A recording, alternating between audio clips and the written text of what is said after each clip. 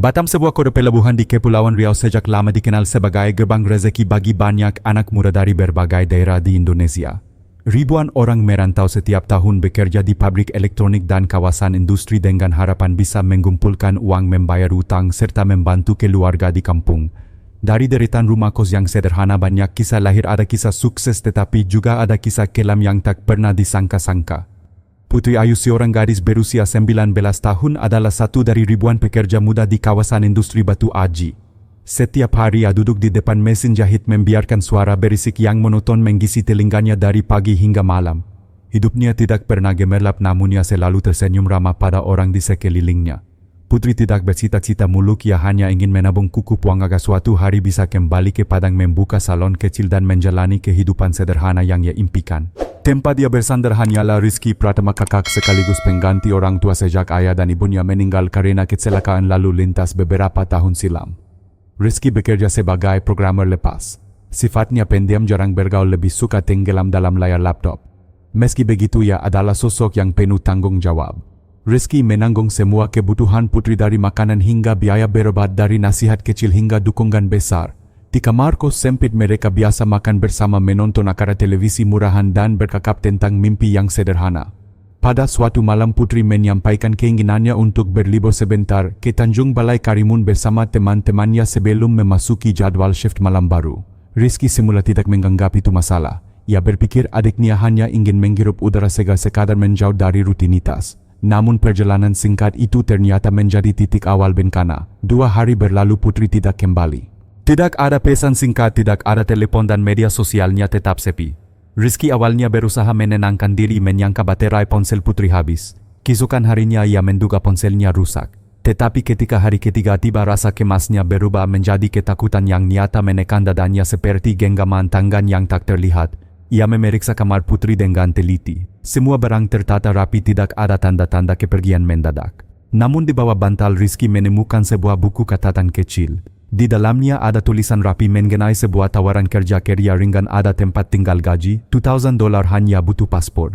Di samping catatan itu terdapat nomor telepon yang dilingkari merah. Rizky terdiam lama. Mengapa adiknya yang selalu menolak merantau ke Jakarta tiba-tiba tertarik dengan pekerjaan luar negeri? Ia merasa seperti gagal menjaga. Selama ini ia percaya bahwa dengan bekerja keras dan melindungi Putri mereka akan baik-baik saja. Nyatanya mungkin Putri telah masuk ke jebakan sindikat perdagangan manusia yang beroperasi di jalur perbatasan Entikong, Kalimantan Barat menuju Kamboja.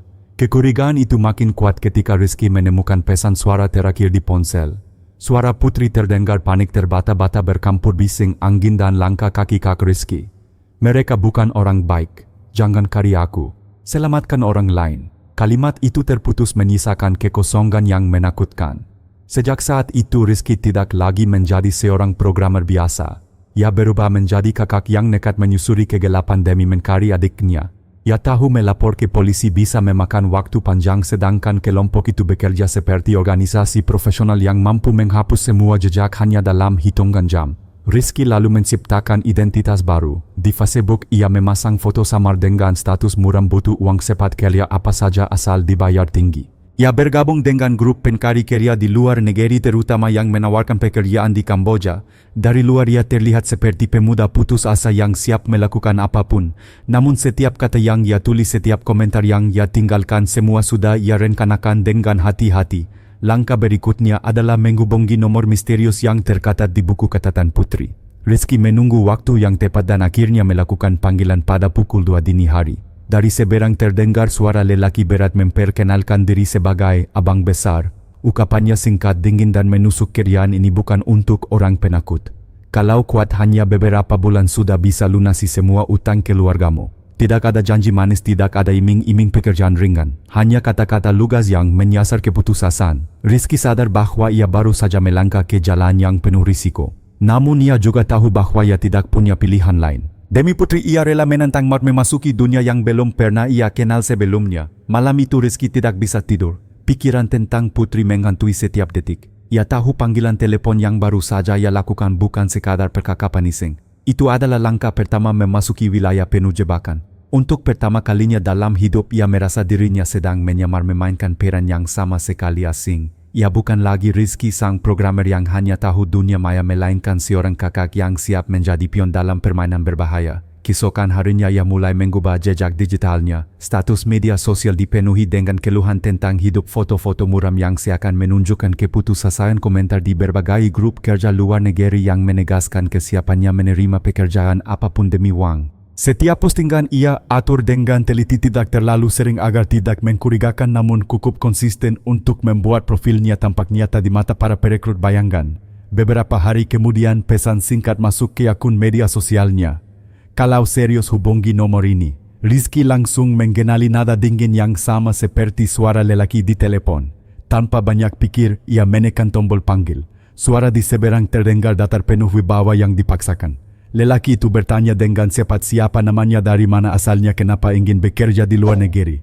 Rizky sudah berlatih jawabannya semalaman. Ia berkata dengan suara berat seolah sedang menahan putus asa, saya tidak punya masa depan di sini. Saya butuh uang, apapun akan saya kerjakan. Suara di seberang terdiam sejenak sebelum kemudian tertawa kecil. Besok pagi jam 6 ada orang menjemputmu di dekat terminal bus Batu Aji. Bawa barang secukupnya. Jangan cerita pada siapapun. Kalau sudah berangkat tidak ada jalan kembali. Hanya itu, lalu sambungan diputus. Rizky tertegun menatap layar ponselnya. Jantungnya berdentum kencang, keringat dingin mengalir meski kipas angin di kamarnya berputar kencang. Ia tahu mulai besok hidupnya tidak akan sama lagi. Malam itu ia menyiapkan segalanya. Bukan pakaian atau peralatan pribadi, melainkan perangkat kecil hasil rakitannya. Sebuah kamera mini ia selipkan di kancing baju, sebuah perekam suara disamarkan sebagai pulpen, dan ponsel cadangan ia sembunyikan di dalam sol sepatu. Semua perangkat itu terhubung ke server pribadi yang ia siapkan untuk mengirim lokasi dan data secara otomatis bila ada sinyal internet. Ia sadar ini adalah perlombaan dengan waktu dan setiap detik bisa menentukan nyawa. Pagi berikutnya matahari baru muncul ketika sebuah mobil van berhenti di pinggir jalan dekat terminal. Kaki mobil tertutup rapat, tidak ada tanda nomor polisi. Seorang lelaki berwajah kaku turun sebentar, hanya memberi isyarat dengan anggukan kepala. Rizky menelan ludah melangkah masuk tanpa sepatah kata. Pintu segera ditutup, jendela digelapkan dan mobil melungkur pergi. Perjalanan terasa panjang meski sebenarnya tidak sampai 100 km menuju Entikong. Setiap tikungan jalan, setiap suara mesin membuat Rizky semakin waspada. Sesampainya di perbatasannya dan beberapa orang lain yang ikut di mobil diperintahkan turun. Mata mereka ditutup, kain hitam tas diperiksa, ponsel disita. Rizky tetap tenang menyembunyikan detak jantung yang hampir meledak. Ia hanya berdoa agar perangkat yang disembunyikannya tidak ketahuan. Setelah berjam-jam kain penutup mata dilepas. Di depan matanya tampak sebuah bangunan besar dengan pagar kawat tinggi. Dari luar terlihat seperti gudang, namun di dalamnya puluhan komputer berjejer, ratusan orang duduk menggetik, wajah mereka pucat, mata kosong. Tidak ada suara tawa, tidak ada percakapan selain instruksi singkat dari para penjaga bersenjata. Rasanya seperti memasuki neraka yang terselubung di balik kedok tempat kerja. Rizky diperkenalkan dengan nama samaran Hendra. Seorang anak baru yang katanya datang untuk mencari uang cepat. Ia berpura-pura gugup, matanya berputar mencari pegangan, suaranya bergetar ketika berkata, saya tidak peduli kerja apa asal ada bayaran. Para penjaga hanya mensibir lalu menempatkannya di sebuah ruangan dengan 8 pemuda lain yang juga baru tiba. Wajah mereka sama lelah, bingung dan pasrah. Saat makan malam pertama, Rizky merasakan sesuatu yang aneh. Di tengah keramaian ada sepasang mata perempuan menatapnya sekilas. Bukan tatapan kosong seperti yang lain, melainkan tatapan tajam penuh arti. Perempuan itu duduk jauh di ujung ruangan, rambut kusut, wajah pucat, namun ada kilatan keberanian dalam matanya. Rizky hampir berpaling, tetapi tiba-tiba ia menggetuk jari di atas nampan makan, membentuk pola singkat yang hanya orang dengan pengetahuan komputer bisa pahami, sebuah kode kecil sinyal yang mengatakannya bukan sekadar korban. Perempuan itu terdiam sejenak lalu menunduk cepat. Rizky tahu pesannya diterima. Untuk pertama kali sejak keberangkatannya merasa ada harapan. Mungkin ia tidak sendirian di tempat ini. Hari-hari pertama di dalam kompleks itu berjalan lambat namun penuh ketegangan. Rizky yang kini harus dipanggil dengan nama samaran Hendra berusaha menyesuaikan diri dengan aturan keras. Setiap pagi sirene merong, pintu besi dibuka dan para penghuni diarahkan duduk di depan komputer. Tugas mereka sederhana namun mematikan, melakukan penipuan online, berpura-pura sebagai petugas bank, agen investasi atau teman lama yang membutuhkan bantuan. Semua diarahkan oleh pengawas yang berdiri di belakang dengan tatapan tajam dan cambuk di tangan. Rizky berpura-pura kikuk. Ia menggetik pelan, sengaja melakukan kesalahan kecil agar tampak seperti pemula. Namun di balik kepura-puraan itu matanya sibuk mengamati. Ia menghitung jumlah kamera pengawas, mencatat jam pergantian penjaga dan memperhatikan siapa saja yang tampak berbeda dari ratusan wajah kosong di ruangan itu. Dan hanya satu orang yang benar-benar menarik perhatiannya, perempuan berambut kusut dengan tatapan tajam yang sempat menangkap sinyal rahasia darinya saat makan malam pertama. Hari demi hari Rizky mencoba mendekat tanpa menimbulkan kecurigaan. Tidak ada percakapan langsung. Semua dilakukan lewat isyarat kecil, satu ketukan sendok di atas meja makan, sebuah lipatan kertas kosong yang diletakkan di dekat tong sampah, atau sekadar pertemuan mata singkat di lorong. Perempuan itu seakan mengerti. Ia membalas dengan isyarat serupa seolah menegaskan bahwa keduanya memiliki tujuan yang sama. Nama perempuan itu akhirnya Rizky ketahui dari bisikan samar salah satu tahanan lain, Nadia Rahma. Ia sudah berada di tempat itu hampir 3 bulan. Awalnya datang dengan janji pekerjaan bergaji tinggi di luar negeri, namun begitu melewati pos perbatasan ia kehilangan segalanya. Nadia bukan hanya tahanan, ia adalah saksi hidup dari kebrutalan sistem yang mengubah manusia menjadi komoditas. Suatu malam saat sedang membersihkan lantai dekat ruang pengawas, Rizky mendengar potongan percakapan 2 orang penjaga. Minggu depan barang dipindahkan. Katanya semua akan dikirim ke segitiga emas. Kata-kata itu menusuk hati. Rizky tahu segitiga emas berarti wilayah berbahaya di perbatasan Myanmar, Laos, dan Thailand, tempat orang-orang yang dibawa ke sana jarang kembali hidup. Keesokan harinya, Rizky menemukan lipatan kecil kertas di bawah tempat duduknya. Tulisan tangan Nadia bergetar, namun jelas kalau mereka pindahkan kita tidak ada jalan kembali. Ada cara untuk melawan tapi butuh keberanian. Aku sudah mengamati jadwal penjaga. Kita harus buat kekacauan agar sistem mereka lumpuh. Rizky membaca pesan itu dengan dada berdegup. Ia sadar Nadia bukan korban pasrah. Ia adalah seorang pejuang dalam bayangan. Malam berikutnya ketika barisan penghuni antri mengambil makanan, Rizky sengaja berdiri di belakang Nadia. Ia menggetuk jari di atas nampan sekali lagi, kali ini membentuk pola berbeda bukti. Ia ingin memastikan segala rencana yang dibuat tidak sia-sia jika tanpa bukti yang bisa keluar dari tempat itu. Nadia tak menoleh, hanya menjatuhkan sendoknya dengan suara nyaring, sebuah isyarat bahwa ia mengerti. Beberapa hari kemudian ia meninggalkan sekarik kertas lain di dekat wastafel, ruang server utama di belakang kantor pengawas. Ada kala 5 menit setiap kali mereka reset sistem. Gunakan itu. Rizky menelan ludah, menyadari peluang emas itu bisa menjadi satu-satunya jalan untuk mengirim data keluar. Sejak saat itu keduanya terikat dalam sebuah persekutuan rahasia. Tidak ada kata-kata manis, tidak ada janji, hanya keberanian yang saling dipantulkan. Rizky menyiapkan perangkat mini di dalam sepatunya agar bisa merekam setiap percakapan pengawas, sementara Nadia terus menghafal pola pergerakan penjaga, mengcatat jalur kabur dan memperkirakan waktu paling tepat untuk menciptakan kerusuhan. Semakin lama mereka menyusun rencana, semakin besar risiko yang mengintai. Satu gerakan kecil yang salah bisa berarti hukuman di ruang gelap, sebuah tempat yang ditakuti semua orang di kompleks itu. Di sana tidak ada cahaya, tidak ada suara manusia, hanya penyiksaan psikologis hingga orang kehilangan akal sehat. Nadia sudah pernah merasakannya 2 kali dan hampir hancur. Namun justru karena itu ia bertekad tak akan membiarkan lebih banyak orang masuk neraka yang sama. Bagi Rizky, pertemuan dengan Nadia bagaikan api kecil di tengah kegelapan. Ia datang ke sana hanya dengan satu tujuan, menyelamatkan putri. Tapi kini ia tahu bahwa ada lebih dari 100 nyawa lain yang juga terperangkap. Putri hanyalah satu di antara mereka. Dan Nadia dengan keberanian yang ia tunjukkan membuka mata Rizky bahwa perjuangan ini bukan hanya soal keluarga tapi soal kemanusiaan. Di balik dinginnya dinding besi, di antara suara ketikan tanpa henti dan teriakan penjaga, sebuah aliansi kecil lahir. 2 orang asing dipertemukan oleh nasib, kini saling menopang dengan tekad sama keluar dari neraka ini dan menyeret para pelaku keadilan. Rencana itu berbahaya, nyaris mustahil, tetapi justru itulah satu-satunya harapan. Malam turun dengan sunyi yang menekan. Dari balik jeruji lampu redup menggantung, cahayanya mengguning seperti cahaya lampu minyak yang hampir padam. Rizky duduk diam di sudut ruangan, matanya menatap kosong ke lantai, tetapi pikirannya berputar cepat. Kata-kata di sekarik kertas yang ditinggalkan Nadia terus terngiang, kita harus buat kekacauan agar sistem mereka lumpuh. Ia tahu rencana itu nyaris mustahil. Kompleks itu dijaga ketat, setiap pintu terkunci dengan kode digital, setiap lorong dipenuhi kamera. Namun ia juga tahu tidak ada pilihan lain. Jika mereka menunggu terlalu lama, semua tahanan akan segera dipindahkan ke segitiga emas.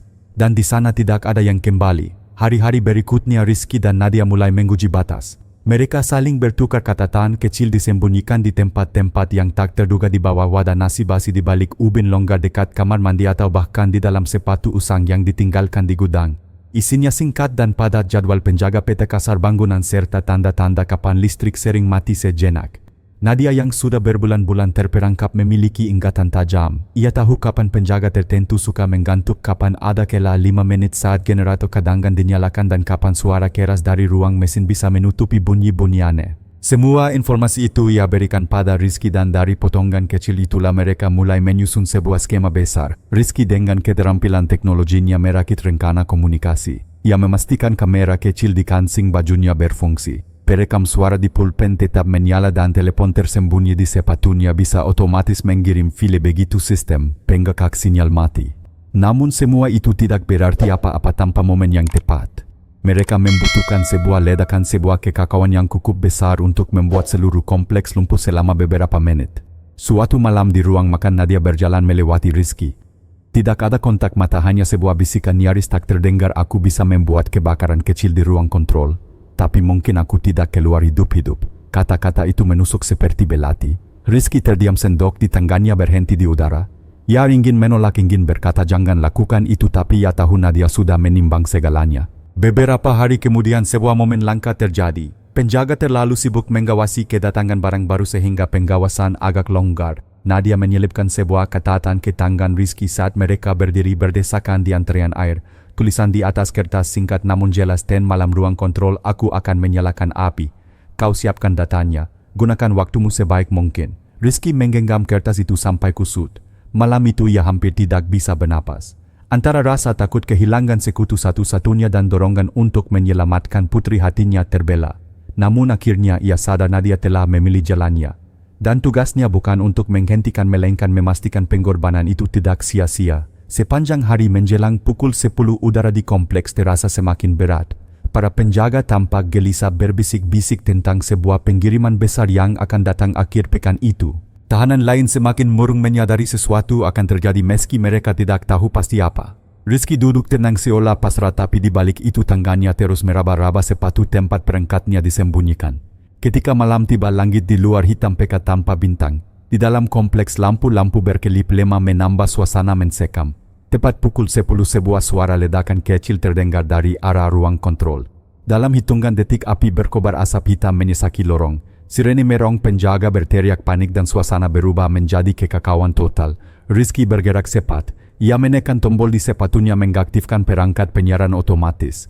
Kamera mini mulai mengirim gambar wajah para pengawas, rekaman suara transaksi gelap hingga koordinat GPS kompleks itu. Semua file terenkripsi lalu dipancarkan keluar menembus kelas sinyal yang kini terbuka karena sistem penggakak mati. Detik-detik itu terasa seperti seabad.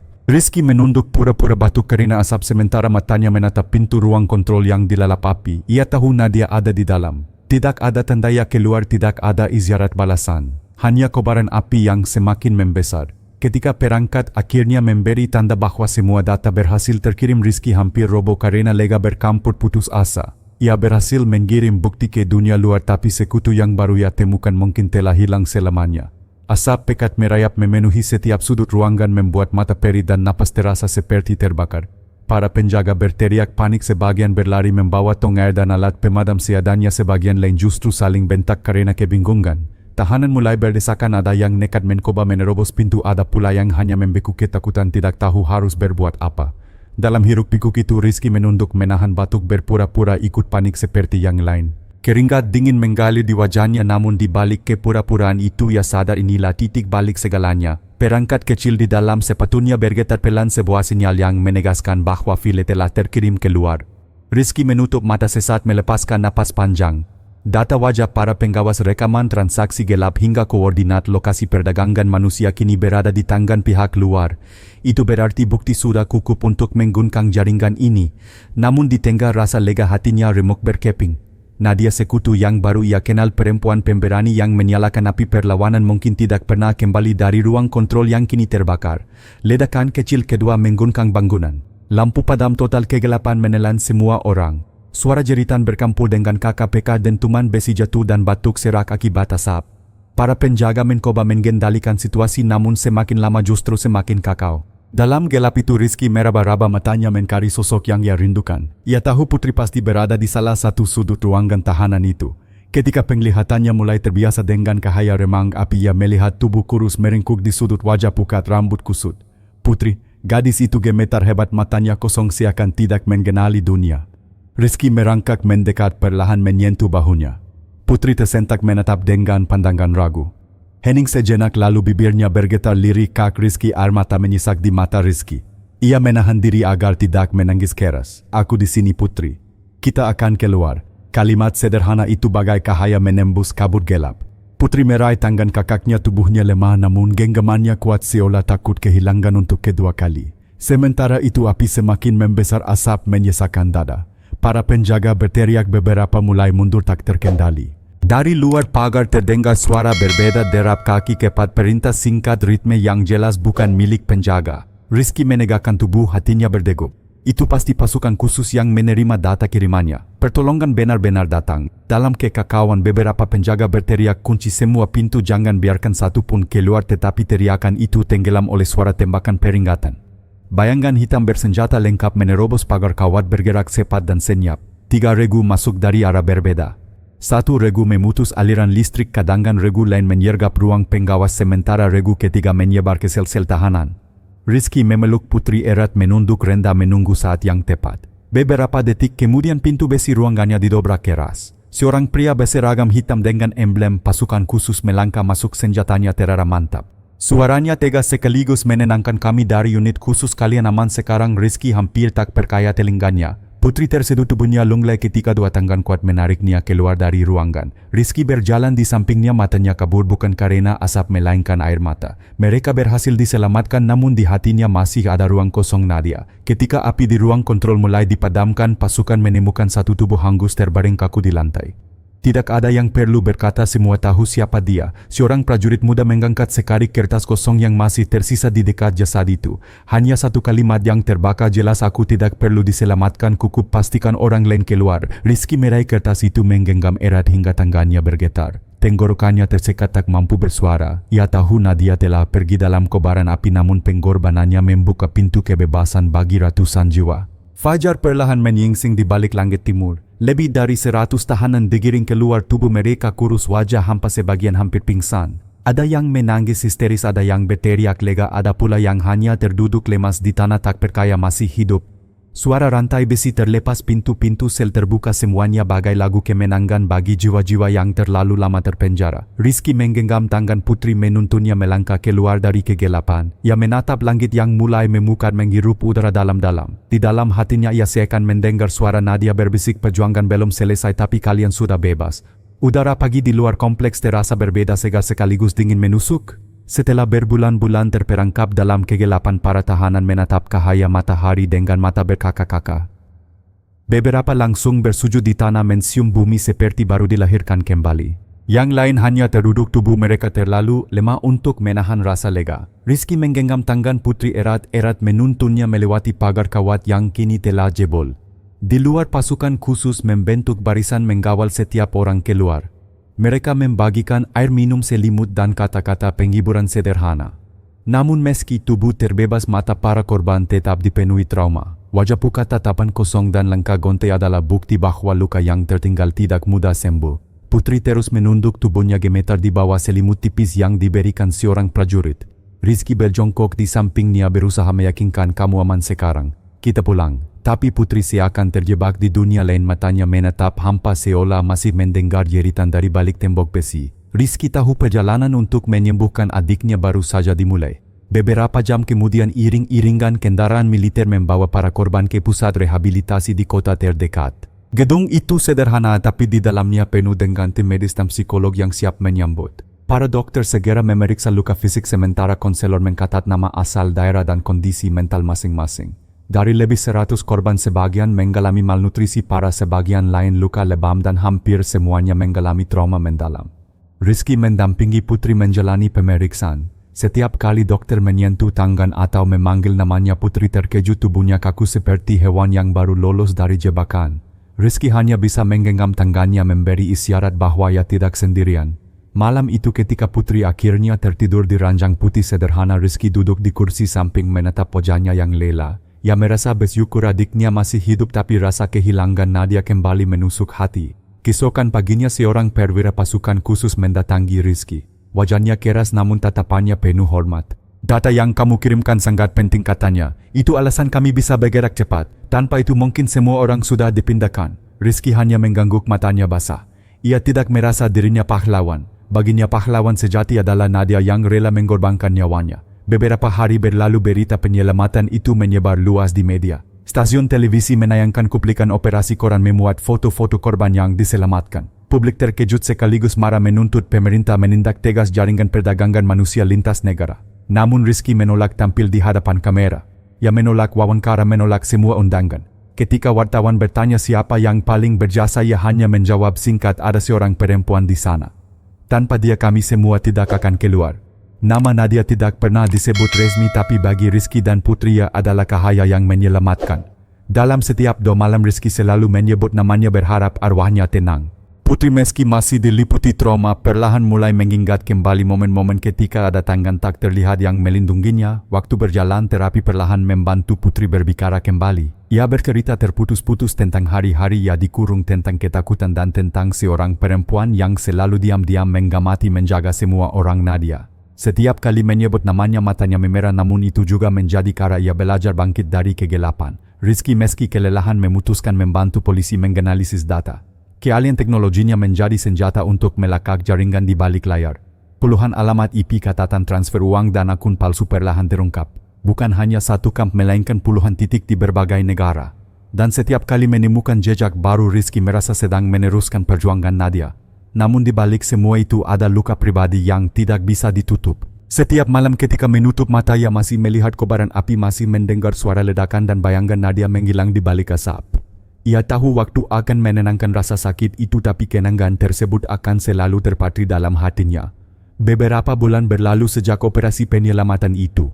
Pusat rehabilitasi kini menjadi rumah sementara bagi puluhan korban yang masih menjalani terapi. Dindingnya dipenuhi lukisan anak-anak, kata-kata penyemangat dan aroma obat-obatan bercampur dengan bau kayu bangunan lama. Bagi banyak orang tempat itu bukan hanya klinik tetapi juga jembatan menuju kehidupan baru.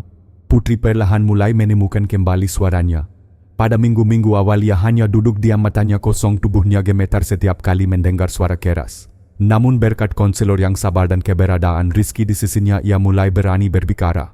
Awalnya hanya 1-2 kata, lalu menjadi kalimat pendek, hingga akhirnya ia mampu menceritakan mimpinya yang dulu ingin membuka salon kecil di kampung halaman. Meski suaranya masih bergetar, ada sinar kecil yang kembali di matanya. Rizky setiap hari menemaninya. Ia menghadiri sesi konseling, mendengarkan cerita-cerita lain dari para korban dan belajar bahwa luka batin jauh lebih sulit disembuhkan daripada luka fisik. Ada anak laki-laki berusia 15 tahun yang masih berteriak setiap kali lampu dipadamkan. Ada seorang ibu muda yang kehilangan kepercayaan untuk memeluk anaknya sendiri.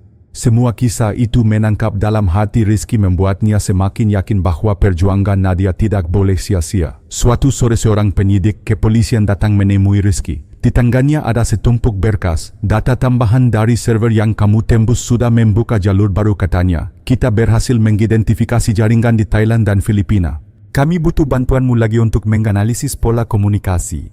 Rizky terdiam menatap berkas itu. Ia lelah, pikirannya masih penuh dengan bayangan api dan jeritan. Tapi ia juga tahu kalau ia berhenti sekarang, rantai kejahatan itu akan terus mensengkeram orang lain. Akhirnya ia mengangguk. Saya akan membantu. Malam itu setelah Putri tertidur, Rizky duduk sendirian di beranda pusat rehabilitasi. Angin malam membawa aroma laut dari kejauhan. Ia membuka laptop, menatap layar kosong beberapa saat lalu mulai menggetik. Setiap baris kode, setiap pola data yang ia pekarkan bagai doa yang ia panjatkan untuk Nadia. Ia membayangkan senyum tipisnya, kata-kata terakhirnya, dan merasa seakan masih ada di sampingnya membimbing langkahnya. Waktu berjalan perlahan jaringan besar itu mulai terbongkar. Beberapa markas di negara lain digerebek, sejumlah nama besar ditangkap. Berita tentang keberhasilan aparat menekan jaringan perdagangan manusia menjadi sorotan internasional. Di balik layar Rizky tahu ia hanya salah satu roda kecil, tapi roda kecil itulah yang bisa memutar mesin besar. Pada saat yang sama Putri menunjukkan kemajuan besar. Ia mulai ikut kelas keterampilan belajar memotong rambut untuk anak-anak di pusat rehabilitasi. Setiap kali tersenyum melihat ketanya yang belum rapi, Rizky merasa harapannya kembali. Ia tahu luka itu tidak akan pernah benar-benar hilang, tapi hidup masih bisa dilanjutkan. Beberapa minggu kemudian sebuah acara peringatan sederhana diadakan di pusat rehabilitasi. Tidak ada kamera televisi, tidak ada wartawan, hanya para korban, staf dan pasukan khusus yang pernah terlibat. Di pojok ruangan berdiri sebuah bingkai foto kecil dengan nama Nadia Rahma. Di bawahnya tertulis kalimat singkat, dalam gelap paling pekat ada jiwa yang memilih menjadi cahaya. Ketika tiba gilirannya berbicara, Rizky berdiri, suaranya serak namun jelas. Saya bukan pahlawan, saya hanya seorang kakak yang menolak kehilangan adiknya. Tapi Nadia, dialah yang memilih jalan tanpa kembali. Dialah alasan kita semua bisa berada di sini hari ini. Ruangan hening, hanya terdengar isak tertahan. Putri menatap kakaknya dengan mata berkaca lalu menunduk bibirnya berbisik, terima kasih Mbak Nadia. Hari itu bagi Rizky bukan akhir melainkan awal baru. Ia sadar perjalanan melawan jaringan perdagangan manusia masih panjang, tapi ia juga tahu setiap langkah kecil berarti. Dan di setiap langkahnya ada bayangan Nadia yang selalu berjalan di samping, bukan sebagai hantu kesedihan melainkan cahaya yang mengingatkan bahwa bahkan dalam gelap paling kelam pengorbanan bisa menyalakan harapan. Kisah ini mengingatkan kita bahwa pengorbanan yang diam-diam bisa mengubah nasib ratusan orang. Nadia tidak butuh ketenaran, dia hanya ingin memastikan orang lain tetap hidup. Dalam hidup terkadang kekuatan bukan berasal dari kekuasaan atau uang, melainkan dari keberanian dan kasih sayang. Cukup satu orang yang berani bangkit, seluruh kelompok bisa menemukan harapan. Kita harus waspada terhadap jebakan manis yang menjanjikan hidup lebih baik. Tidak ada jalan pintas menuju kesuksesan. Jika sebuah kesempatan terdengar terlalu sempurna, pikirkanlah dengan hati-hati sebelum percaya. Yang terpenting, dengarkan dan perhatikan orang-orang terdekat. Satu pesan yang terlambat, satu ucapan berbeda bisa jadi adalah sinyal terakhir minta tolong. Pelajaran untuk diterapkan, jangan pernah meremehkan tanda-tanda kecil. Perhatikan orang-orang yang kamu cintai dan siaplah menolong mereka. Karena kadang satu tindakan kecil darimu bisa menyelamatkan sebuah kehidupan. Jika kisah ini menyentuh hatimu, jangan ragu untuk tekan tombol like agar pesan kuat ini bisa menjangkau lebih banyak orang. Subscribe channel ini dan aktifkan lonceng notifikasi supaya kamu tidak ketinggalan kisah inspiratif berikutnya. Bagikan video ini kepada teman dan keluarga karena mungkin saja mereka membutuhkan peringatan ini. Dan jangan lupa tinggalkan komentar pelajaran apa yang kamu dapat dari kisah ini. Aku akan membaca setiap komentar.